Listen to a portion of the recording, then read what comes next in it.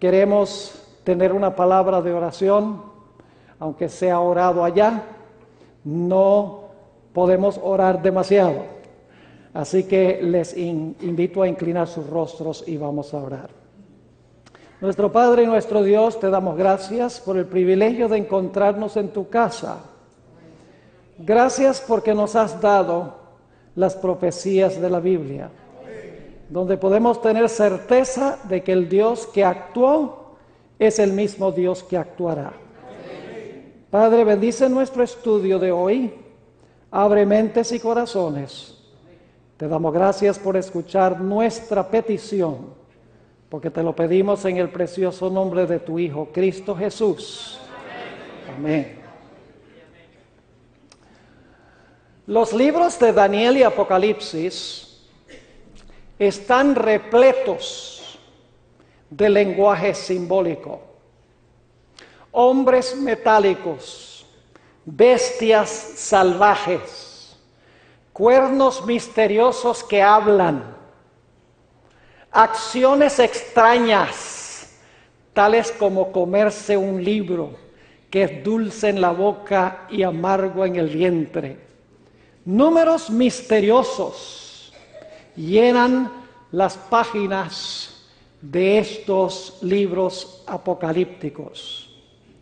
Obviamente, a fin de entender estos libros, es necesario descifrar o descodificar el lenguaje simbólico que se emplea. Y esa es una tarea que exige mucho estudio, una tarea compleja, descifrar o descodificar estos símbolos que se encuentran en Daniel y Apocalipsis.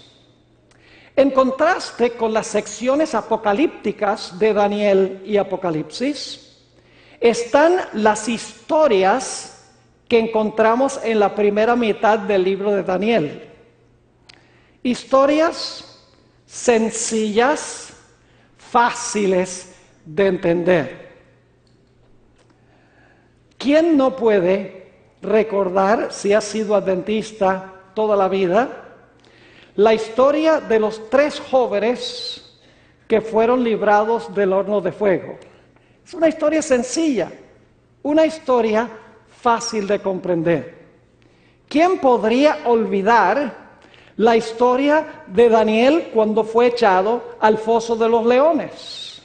Desde el tiempo que estuvimos en la escuela sabática, hemos estudiado estas historias sencillas, claras y sin embargo con un clímax espectacular. Es decir, que hay una diferencia entre las secciones apocalípticas de Daniel y del libro de Apocalipsis y las historias que encontramos en la primera mitad del libro de Daniel. No obstante, es importante que recordemos que estas historias que encontramos en el libro de Daniel, que se encuentran en el capítulo 1, el capítulo 3, 4, 5 y 6, son más que historias que ocurrieron en un lejano pasado. En realidad, las historias del libro de Daniel ilustran las profecías del mismo libro. Es decir, que las historias de Daniel aclaran el lenguaje simbólico que se encuentra en las partes apocalípticas del libro. Las historias descodifican los símbolos, descifran los símbolos que se encuentran, por ejemplo, en Daniel 2 y en Daniel 7. Es decir, las historias de Daniel 1, Daniel 3, 4, 5 y 6 son tipos locales y literales de eventos que sucederán a nivel mundial y en forma espiritual al final del tiempo. Es decir, que las historias no son solamente historias. Las historias también son profecías, pero son profecías escritas en forma de historia. Las historias, en otras palabras, ilustran las profecías apocalípticas de Daniel y de Apocalipsis. Ahora, lo que quisiéramos en nuestro estudio es analizar algunos de los capítulos históricos del libro de Daniel con el propósito de discernir esta relación entre las historias que encontramos en la primera parte de Daniel y las profecías simbólicas que encontramos en el resto del libro de Daniel y también en el libro de Apocalipsis. Quiero que comencemos en Daniel el capítulo 1. Este capítulo introduce el libro de Daniel. Básicamente, al estudiar este capítulo, nos damos cuenta que se coloca el marco para el conflicto que se va a realizar en el libro de Daniel. Al leer los versículos 1 y 2, vemos una lucha entre dos reyes, Joacim y Nabucodonosor. Una lucha entre dos dioses, Jehová y Marduk. Una lucha entre dos ciudades, Babilonia y Jerusalén. Una lucha entre dos templos, el templo de Dios y el templo de Marduk. Y una batalla entre dos pueblos, el pueblo de los hebreos y el pueblo de los babilonios. Es decir, el primer capítulo de Daniel demarca los dos batallones que están involucrados en el conflicto que describe el libro de Daniel. Claramente, al leer este capítulo, vemos el contraste entre los hebreos y los babilonios, el verdadero Dios y los dioses falsos de Babilonia. Cuando leemos con cuidado el capítulo 1 del libro de Daniel, nos damos cuenta que el rey Nabucodonosor procuró cambiar la conducta del remanente de Dios de 4 diferentes maneras.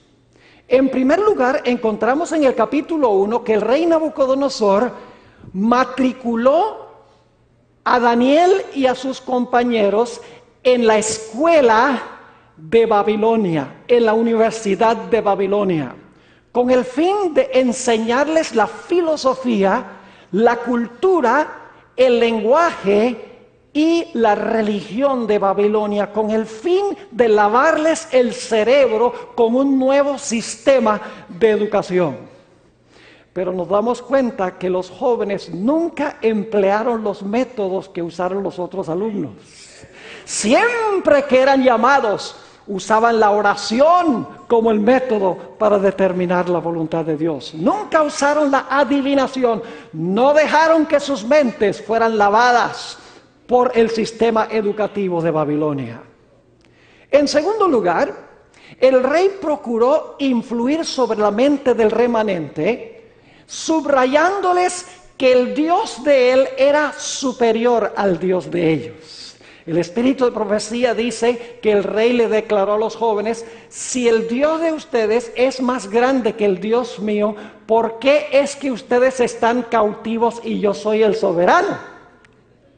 Daniel 1 y 2 dice claramente que Jehová entregó a estos jóvenes en manos del rey. Pero las apariencias indicaban que el dios Marduk era más poderoso que Jehová, porque sus siervos estaban cautivos en Babilonia. La tercera forma en que el rey procuró influir sobre la mente del remanente de Dios fue transformando su dieta. Dice que el rey estableció qué iban a comer y qué iban a beber. Pero los jóvenes dijeron: no, nosotros comemos y bebemos lo que Dios manda en su palabra. Rehusaron beber el vino de Babilonia, un tema que reaparecerá en el libro de Apocalipsis. En cuarto lugar, el rey procuró influir sobre las mentes del remanente a través del cambio de sus nombres. Los nombres de los jóvenes eran nombres hebreos, nombres que glorificaban y honraban al Dios verdadero. Pero el rey le cambió los nombres, lo pueden leer en el capítulo 4 y el versículo 8, en honor de los dioses de Babilonia, porque tenía el propósito de que mientras ellos escucharan esos nombres vez tras vez, llegasen a reflejar las características de Babilonia y específicamente de los dioses de Babilonia. Es decir, había un programa específico de parte de Babilonia para cambiar el modo de pensar del remanente de Dios, llevándolos en primer lugar a estudiar en la escuela de Babilonia para cambiar su filosofía de la vida. En segundo lugar, subrayando que el Dios de Babilonia era superior al Dios de Israel. En tercer lugar, llevándolos a beber el vino de Babilonia con el fin de entorpecer su mente, y luego cambiándoles los nombres. En la Biblia el nombre es un indicio del carácter. Pero el capítulo 1 nos dice que aunque el rey hizo todas estas cosas, no le pudo cambiar la forma de pensar del remanente, porque el remanente era fiel a Dios. Dice la Biblia que Daniel, y podemos entender que también sus compañeros, propusieron en su corazón que no se iban a contaminar con Babilonia. Decidieron desde los días de su juventud que iban a ser fieles a Dios, aún a riesgo de la muerte. Es decir, en el capítulo 1 ya descubrimos las características entre Babilonia y el remanente. El remanente de Dios va a ser fiel en las cosas grandes, en las cosas pequeñas, y van a mantener su mente separada de la contaminación del mundo. Van a ser fieles a Dios aunque se desplomen los cielos. Ahora queremos ir al capítulo 3. Vamos a ver si determinamos la conexión entre el capítulo 3 y el cumplimiento final de las profecías.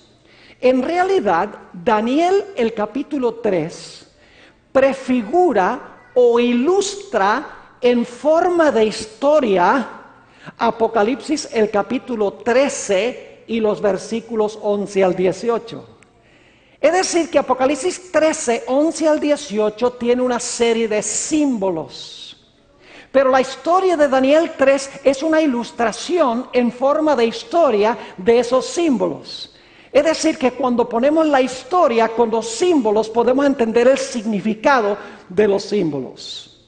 Vamos a mirar algunas características que encontramos en el capítulo 3 de Daniel que se relacionan con el conflicto final. En primer lugar, nosotros sabemos que el rey no le gustó la perspectiva de la historia que había presentado Dios en Daniel 2. En Daniel 2, Dios había dicho que Babilonia iba a ser el primer reino, después se iban a levantar los medos y los persas, luego los griegos y luego entonces Roma. Roma se iba a dividir en 10 reinos, luego iba a salir un cuerno pequeño, etc. A Nabucodonosor no le gustó nada esa perspectiva de la historia porque él pensaba que su reino iba a ser eterno. Y por lo tanto en el capítulo 3 nos dice que Nabucodonosor levantó una imagen, no con diferentes metales, sino que levantó una imagen completamente de oro. Estaba desafiando la perspectiva que tenía Dios de la historia. Estaba diciendo, la historia no se va a desarrollar como Dios dice que se va a desarrollar. Ahora, ¿qué elementos comunes tenemos entre Daniel 3 y Apocalipsis el capítulo 13? Voy a relatar algunos de esos aspectos y enseguida vamos a ver la conexión entre la historia y el lenguaje profético del capítulo 13. En ambos capítulos, tanto en Apocalipsis 13 como en Daniel el capítulo 3, hay una bestia. Yo pregunto, ¿por un tiempo Nabucodonosor vivió como bestia? La Biblia dice que Nabucodonosor vivió como bestia por un periodo de 7 años. Y luego, Nabucodonosor levantó una ¿qué? Levantó una imagen. Enseguida empezamos a captar algo interesante aquí. Bestia, imagen. ¿A dónde en la Biblia encontramos tal simbología? En Apocalipsis el capítulo 13. Es decir, en ambos capítulos tenemos una bestia, tenemos una imagen y también en ambos capítulos hay números misteriosos. En Daniel capítulo 3 tenemos las dimensiones de la estatua de Nabucodonosor. Medía 6 codos de ancho por 60 codos de alto. No tengo tiempo para cubrirlo, pero detrás de esos números, en la astrología que tenían los babilonios, se encuentra escondido el número 666, que en la antigüedad se le denominaba el gran número del sol. Es decir, que cuando se arrodillaron las personas para adorar la imagen, estaban honrando al dios Sol. Por eso es que la imagen era de oro. En la antigüedad la gente adoraba ídolos de oro porque representaban el sol y adoraban ídolos de plata porque representaban a la luna, porque la luna es color plateado. Es decir, le estaban rindiendo homenaje al dios Sol cuando se arrodillaron ante esa imagen. En ambos capítulos hay números misteriosos. En ambos capítulos se manda a toda nación, lengua y pueblo. Esa es la expresión que se usa en Daniel, el capítulo 3 y el versículo 4. Oh naciones, lenguas y pueblos, cuando oigan los instrumentos musicales, inclínense a adorar la imagen, dice Nabucodonosor, que yo he levantado. En otras palabras, en ambos capítulos hay un mandato para que la gente adore, por así decirlo, la imagen de la bestia. En ambos capítulos también se da un decreto de muerte. Un decreto de muerte en contra de aquellos que no estén dispuestos de adorar la imagen. ¿Están empezando a captar una conexión entre la historia de Daniel 3 y Apocalipsis el capítulo 13? En ambas historias hay un remanente fiel que se para ante la bestia y ante su imagen, cuando todos los demás se inclinan y dicen, nosotros no nos inclinaremos ante esta imagen, preferimos morir que desobedecer a Dios. En ambos capítulos hay un zarandeo. ¿Saben ustedes que en Daniel capítulo 3 había más hebreos allí que los 3 jóvenes? Porque en el capítulo 1 nos dice que fueron llevados a Babilonia muchos varones hebreos. Fueron llevados para servir en la corte del rey. Y sin embargo, en el valle de Dura, solamente 3 de esos jóvenes se mantuvieron en pie. Hubo un zarandeo. La mayoría, inclusive del pueblo de Dios, se inclinó ante la imagen que había levantado el rey Nabucodonosor. En ambos capítulos el conflicto tiene que ver con la ley de Dios y con la adoración. Particularmente con los primeros 4 mandamientos de la santa ley de Dios. Los primeros 4 mandamientos describen nuestra relación con Dios. Dicen, no tendrás dioses ajenos delante de mí, no te harás imagen. Y el 4º mandamiento dice, hay que honrar solamente al Creador, guardando su santo sábado. En otras palabras, la crisis o el conflicto en Daniel capítulo 3 y entendemos también en Apocalipsis el capítulo 13, tiene que ver con la ley de Dios, particularmente la primera tabla de la ley y con la adoración. En ambos capítulos son los líderes religiosos los causantes del problema. En Daniel capítulo 3 no se le ocurrió al rey levantar esa imagen. La sierva del Señor nos dice que en realidad los asesores religiosos, los caldeos, le dijeron al rey, ¿por qué tú no haces una imagen que sea toda de oro en vez de tener diferentes metales? ¿Y quiénes fueron los que acusaron a los 3 amigos de Daniel cuando no se inclinaron ante la imagen? Dice en Daniel capítulo 3 que fueron los caldeos. Es decir, los líderes religiosos influyeron sobre el dirigente político para acusar a los que no estuvieron dispuestos de practicar falsa adoración. Es interesante notar la ira que manifestó el rey cuando el remanente rehusó inclinarse ante la imagen de la bestia, por así decirlo. La sierva del Señor, en Signs of the Times, mayo 6, 1897, dice que cuando Nabucodonosor declaró las palabras, ¿y qué Dios os librará de mis manos? Y ahora cito, ella dice, con la mano levantada en desafío contra Dios, fue que el rey pronunció esas palabras. Es más, dice ella, y vio el rostro de Nabucodonosor en visión, dice ella algo en cuanto al rostro de Nabucodonosor, cuando descubrió que había un pequeño remanente que rehusaba adorar la imagen que él había levantado. En el comentario bíblico adventista, tomo 4, página 1179, dice ella, características satánicas hicieron que su rostro pareciera como el rostro de un demonio, y con toda la fuerza que podía decretar, ordenó que el horno fuera calentado 7 veces más que lo acostumbrado. Estaba enfurecido, porque había un grupo que había escogido obedecer los mandamientos de Dios y adorar solamente al verdadero Dios. En esta historia encontramos una unión entre el poder religioso y el poder civil. Son los ministros de la época que influyen sobre el rey para que el rey dé este decreto de adoración y dé el decreto de muerte. Es decir, el poder civil no es el originador de este asunto. Los originadores son los dirigentes religiosos. En este capítulo nos damos cuenta que la naturaleza del conflicto final no tiene que ver con petróleo del Medio Oriente. No tiene que ver con los judíos en contra de los palestinos y los árabes. El conflicto final va a tener que ver con la santa ley de Dios, particularmente la primera tabla de la ley de Dios.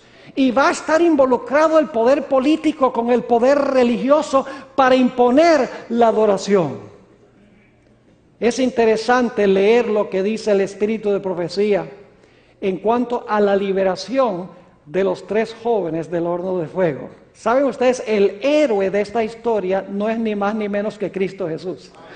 Yo recuerdo cuando estaba creciendo en los departamentos de escuelas sabáticas, se nos decía que debíamos ser como los 3 amigos de Daniel. Pero ¿saben algo? Aún con el carácter de los 3 amigos de Daniel, si Cristo no hubiera venido al horno, hubieran quedado asados. ¿No es así? ¡Claro que sí! El héroe en el clímax de la historia es Cristo Jesús. Viene en persona a librar a su remanente que es fiel a Dios. Ahora ustedes notan que el horno fue calentado 7 veces más. Yo no creo que Nabucodonosor tenía un termómetro. No creo que existían en esa época. Lo que quiere decir es que el horno fue calentado al máximo, hasta su totalidad, donde no se podía calentar más. Yo pregunto, Daniel, los 3 compañeros de Daniel, ¿su fe fue probada severamente? ¿Pasaron ellos por una tribulación cual no habían visto desde que habían vivido? Claro que sí. Es decir, pasaron por una tribulación relacionada con el número 7. ¿Pueden ustedes pensar de un terrible periodo de tribulación al final de la historia que está relacionado con el número 7? En el libro de Apocalipsis se mencionan las 7 postreras plagas, cuando se derrama en su totalidad la ira de Dios. Pero la Biblia nos dice que el Señor Jesucristo intervendrá para proteger a su pueblo. Es decir, el horno de fuego representa la aflicción por la cual pasará el pueblo de Dios durante el tiempo de angustia, cuando se paren ante la bestia y su imagen, siendo fieles a Dios. En el conflicto de los siglos, página 679, encontramos esta comparación entre el horno en Daniel 3 y lo que representa el horno hoy en día. Hablando del remanente, dice ella, su aflicción es grande. Está hablando ahora de la relación entre Daniel 3 y el remanente final. Dice, su aflicción es grande. Las llamas del horno parecen estar a punto de consumirlos, pero el refinador los sacará como oro purificado por el fuego. El amor de Dios para con sus hijos durante el período de su prueba más dura es tan grande y tan tierno como en los días de su mayor prosperidad. Pero necesitan pasar por el horno de fuego. Debe consumirse su mundanalidad para que la imagen de Cristo se refleje perfectamente. Yo pregunto entonces, ¿Daniel 3 es solamente una historia? No. Daniel 3 es una ilustración de la profecía de Apocalipsis 13, pero en forma de historia. Es fácil de entender porque es una historia. Lo único que tenemos que hacer entonces es ir a Apocalipsis el capítulo 13 y conectarlo con Daniel 3 para entender exactamente cómo se va a desenvolver el conflicto final. Ahora escuchen bien. En Daniel el capítulo 3, el Israel literal estaba literalmente cautivo en la Babilonia literal. El rey literal se comportó como una bestia literal, levantando una imagen literal y manda a todos a inclinarse literalmente ante la imagen literal. Un remanente de los judíos literales rehúsa inclinarse literalmente ante la imagen literal para adorarla. Como resultado son echados en un horno de fuego literal, calentados 7 veces más literalmente, y los jóvenes son librados por Cristo de la incineración literal. Es decir, lo que pasó en Daniel 3 sucedió localmente y literalmente con los judíos literales. Pero esa historia ahora llega a tener una interpretación simbólica o espiritual global, mundial, con el pueblo de Dios en todo el planeta Tierra al final de la historia. Ya Babilonia no es Babilonia literal, Babilonia es un sistema mundial. Ya el remanente de Dios no son 3 judíos literales, sino que representa el pueblo fiel de Dios a nivel mundial. La imagen ya no es una imagen literal, sino que es un concepto. La bestia ya no es una bestia literal, sino que representa un poder. Es decir, que lo que sucedió local y literalmente en Daniel el capítulo 3 se cumple a nivel global y espiritual al final de la historia. La sierva del Señor tiene una cita muy interesante que se encuentra en el tomo 14 de un documento, un libro que se llama Manuscript Releases, página 91, donde ella hace una conexión muy interesante.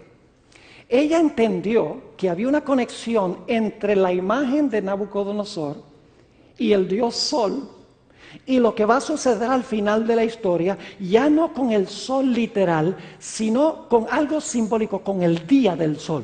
Quiero leerles esa cita, muy interesante, y no es la única, tiene muchas otras.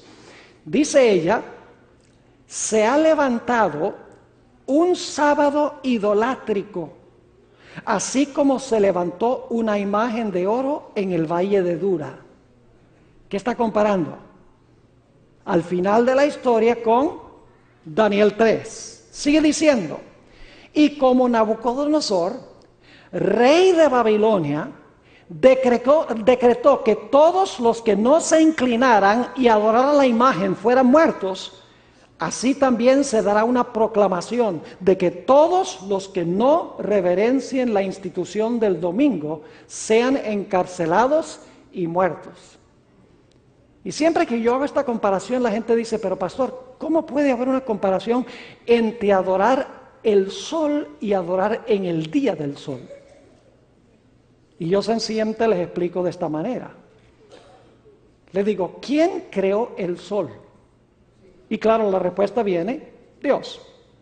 ¿Lo creó para la adoración? No. ¿Qué pasa si usted convierte el sol en un objeto de adoración? ¿Cómo se llama eso? Idolatría. Ahora yo pregunto, ¿quién creó el primer día de la semana? Dios. ¿Lo creó para la adoración?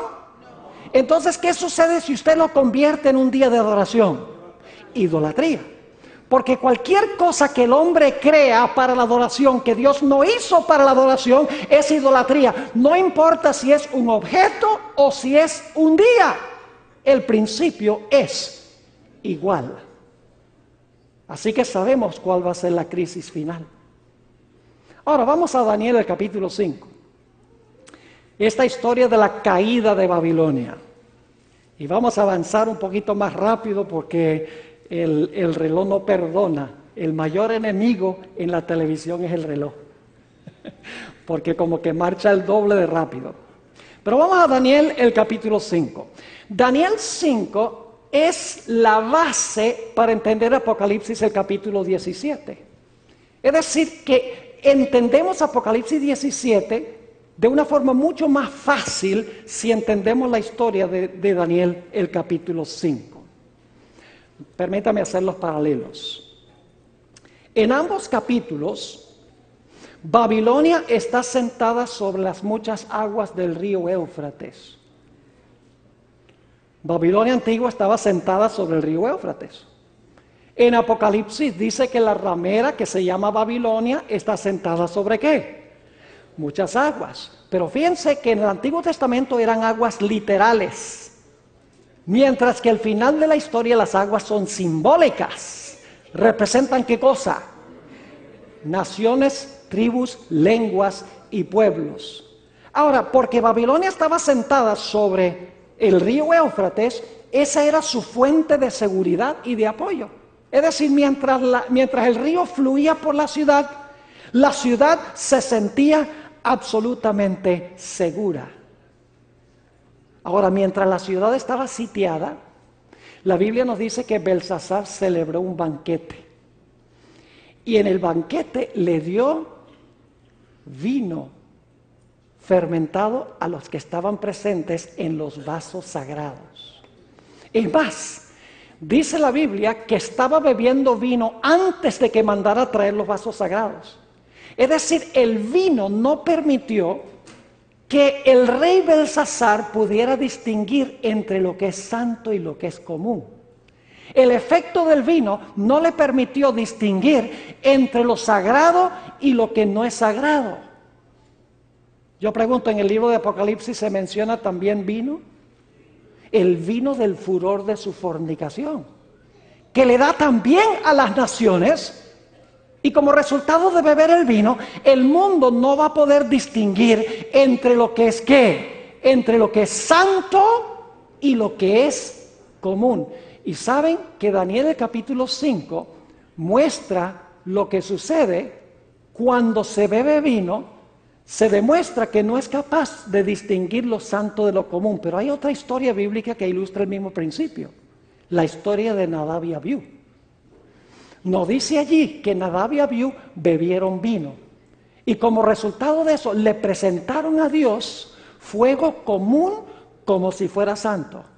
En Daniel el capítulo 5 tenemos el lado contrario de la moneda. El rey Belsasar presenta lo que es santo y lo usa como si fuera ¿qué? Como si fuera común. Es decir, el vino no permite distinguir lo santo de lo común. Ahora yo pregunto, ¿cuál día santificó Dios y estableció Dios como un día santo? El sábado. ¿Pero qué hace el mundo cristiano? El mundo cristiano le pone al sábado cualidades seculares. Mientras que toma un día secular y se lo presenta a Dios como si fuera ¿qué? Como si fuera santo. Y todo viene como resultado del efecto del vino de Babilonia. No es vino literal ya, sino que es un vino simbólico, sus falsas enseñanzas y sus falsas doctrinas. Es decir, que el rey Belsasar en esa noche fatídica no pudo distinguir entre lo santo y lo común porque estaba bajo la influencia del vino. Los medos y los persas estaban fuera de la ciudad. Se sentía segura Babilonia porque tenía ese río de apoyo que fluía por en medio de la ciudad. Y ustedes notan que después que Belsasar y los que estaban con él bebieron el vino, practicaron idolatría y falsa adoración. Ese es el resultado ineludible y final. En Daniel el capítulo 5, ¿ustedes recuerdan la escritura sobre la pared donde Dios anunció que Babilonia iba a caer esa misma noche? En el libro de Apocalipsis nos dice que lo mismo va a suceder con la Babilonia final. El que es justo sea justo todavía. El que es limpio sea limpio todavía. El que es santo sea santo todavía. El que es injusto sea injusto todavía. El que es inmundo sea inmundo todavía. Es decir, que va a haber un decreto divino que va a cerrar la puerta de la gracia antes de que venga la destrucción final. En ambos capítulos, el pueblo de Dios es libertado por alguien que viene del oriente. Saben que la Biblia dice que Ciro vino a la ciudad de Babilonia del oriente para liberar al pueblo de Israel que se encontraba cautivo allí. ¿Y qué fue lo que hizo Ciro?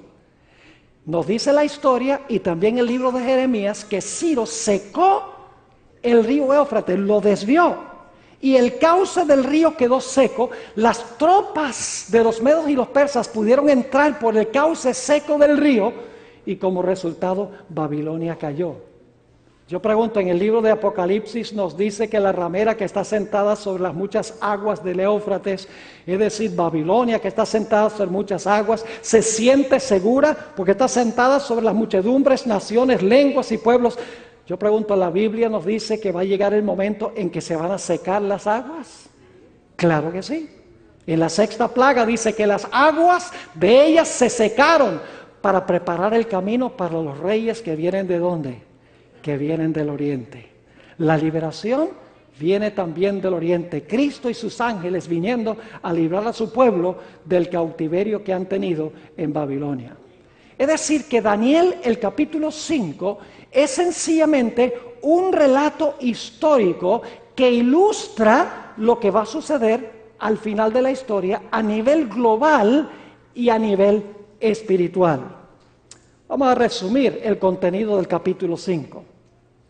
En la noche fatídica de la caída de la Babilonia literal, el rey literal estaba bebiendo vino literal en copas literales, adorando ídolos literales, cuando hubo una escritura literal sobre una pared literal que pronunció la caída de Babilonia literal, cuando Ciro vino del oriente literal, secó el río Éufrates literal y así cayó Babilonia literal y fue librado Israel literal. Pero lo que fue literal en la historia se cumple a nivel global con el Israel espiritual al final de la historia. Ya el vino no es vino, ya no es Ernest and Julio Gallo, no es vino literal. Ya la ramera no es una ramera literal, Babilonia no es una ciudad literal. El remanente no son judíos literales, el río no es un río literal, el secamiento no es un secamiento literal, pero la historia nos da el tipo para entender el antitipo, nos da la historia literal para entender lo que va a suceder al final de la historia a nivel global y espiritual. ¿Están entendiendo el principio? Ahora necesitamos, para terminar, ir al último relato que vamos a mirar, que es el relato de Daniel, el capítulo 6. Saben que Daniel, el carácter de Daniel representa al pueblo remanente de Dios. Yo pregunto, ¿dicen Daniel que Daniel estaba lleno del Espíritu Santo? Lo dice varias veces. ¿Qué caracterizará al pueblo de Dios al final de la historia? Estarán llenos del Espíritu Santo. Daniel era un hombre cuya vida era de profunda oración. Mire, estuvo dispuesto de morir por orar. 3 veces al día con sus ventanas abiertas. Daniel estaba lleno del Espíritu Santo, era un hombre de oración y era un hombre que estudiaba las Escrituras. Porque en Daniel 9, cuando no entendía bien la profecía de los 2300 días, dice que estaba indagando para descubrir cómo interpretar los 70 años de Jeremías y relacionarlo con la profecía de los 2300 días. Daniel tenía también el testimonio de Jesucristo. Es más, muchas de las cosas que sucedieron con Daniel cuando estaba en visión, sucedieron con Elena G. de White. Por ejemplo, no respiraba y tenía fuerza sobrenatural. Tenía el testimonio de Jesucristo como lo tiene el remanente de Dios en los últimos días. Además de eso, Daniel estaba profundamente interesado en la profecía de los 2300 días, entender la profecía de los 2300 días. Yo pregunto, ¿cuál era la pasión de Elena G. de White, por lo menos al comienzo, después del chasco? Era su deseo entender la profecía de los 2300 días. Daniel también era fiel en su vida diaria. Cuando vino el momento en que lo acusaron, no pudieron hallar nada en que pudieran acusarlo en el cumplimiento de sus deberes diarios. Era responsable no solamente en los aspectos religiosos, sino en su vida secular. Nota lo que dice Daniel, el capítulo 6 y el versículo 4. Daniel 6 y el versículo 4, hablando de la actitud de los enemigos, dice: entonces los gobernadores y sátrapas buscaban ocasión para acusar a Daniel en lo relacionado al reino, mas no podían hallar ocasión alguna o falta, porque él era fiel y ningún vicio ni falta fue hallado en él. Eso caracterizará al pueblo de Dios en el tiempo del fin. Como no podían hallar en Daniel ninguna falla en desobedecer los últimos 6 mandamientos de la ley de Dios, dijeron: tenemos que hallar la acusación en los primeros 4. Nota lo que dice Daniel, el capítulo 6 y el versículo 5. Fíjese que en todos estos capítulos tiene que ver con adoración, ¿sí o no? Tiene que ver con la ley de Dios, sí. ¿Cuál va a ser la naturaleza del conflicto al final de la historia? ¿Por el petróleo del Medio Oriente? Come on, eso no tiene nada de espiritual. ¿Va a ser una guerra entre los judíos literales y los palestinos? No. Es una guerra que tiene que ver con asuntos de adoración y la santa ley de Dios, especialmente los primeros 4 mandamientos de la ley de Dios. Daniel 6 y el versículo 5 dice: entonces dijeron aquellos hombres: no hallaremos contra este Daniel ocasión alguna para acusarle, si no lo hallamos contra él en relación con ¿qué? Con la ley de su Dios. El dragón se airó contra la mujer y se fue a hacer guerra contra el remanente de la simiente de ella, los cuales guardan los mandamientos de Dios y tienen el testimonio de Jesucristo. El conflicto final tendrá que ver si adoramos al que hizo el cielo, la tierra, el mar y las fuentes de las aguas, o si adoramos a la bestia y su imagen. Tiene que ver con los primeros 4 mandamientos, primordialmente de la ley de Dios, y especialmente el 4º mandamiento. Yo pregunto, ¿tenemos una unión en Daniel capítulo 6 entre el poder civil y el poder religioso? Claro. El rey está imponiendo una ley ¿qué? Una ley religiosa. Es decir, que el poder civil está imponiendo una ley que tiene que ver con religión, que es algo completamente ilegítimo. Cuando la iglesia se une con el Estado, el resultado siempre finalmente es la persecución a través de la historia. Tenemos en Daniel 6 una unión del poder civil y el poder religioso. El poder religioso obrando sobre el poder civil para castigar a los que no estén de acuerdo con la ley que ellos quieren imponer. Yo pregunto, en Daniel el capítulo 6 hubo un remanente fiel que insistió en seguir adorando a Dios como manda su palabra. Claro que sí. Daniel dijo: no, yo voy a abrir las ventanas 3 veces al día, voy a orar a mi Dios, porque ningún poder civil puede decretar que no se puede orar a otro Dios durante un periodo de 30 días, porque la adoración y la oración es un deber que le pertenece a Dios, no le pertenece al poder civil. Ustedes notan que también se dio un decreto de muerte, firmado, que presagia lo que va a suceder al final de la historia también. Y dicho sea de paso, la idea de esta ley no fue la idea del rey de los medos y los persas, no fue la idea de Darío, fue la idea de sus asesores políticos y religiosos. Ahora quiero compartir con ustedes, ya para terminar, un dato muy interesante. Hay una palabra muy importante que encontramos en el libro de Daniel, que se usa 4 veces en Daniel 3, se usa 5 veces en Daniel 6 y se usa en Daniel 11:41 y Daniel 12 y el versículo 1. Son los únicos lugares en Daniel a donde aparece esta palabra. Es la palabra librar. La palabra librar. El hecho de que esta palabra aparece solamente en Daniel el capítulo 3, en Daniel el capítulo 6 y en Daniel el capítulo 12 indica claramente que estos capítulos están interconectados. Por ejemplo, en Daniel el capítulo 3, el rey Nabucodonosor pregunta: ¿qué Dios os librará de mis manos? Los jóvenes dicen: nuestro Dios nos puede librar. Y luego dice: y nos librará. Y finalmente, cuando los jóvenes salen del horno, Nabucodonosor dice que Jehová envió su ángel para librar a sus siervos. En Daniel el capítulo 6 encontramos otra vez lo mismo. Encontramos la idea de que Dios es un Dios que libra.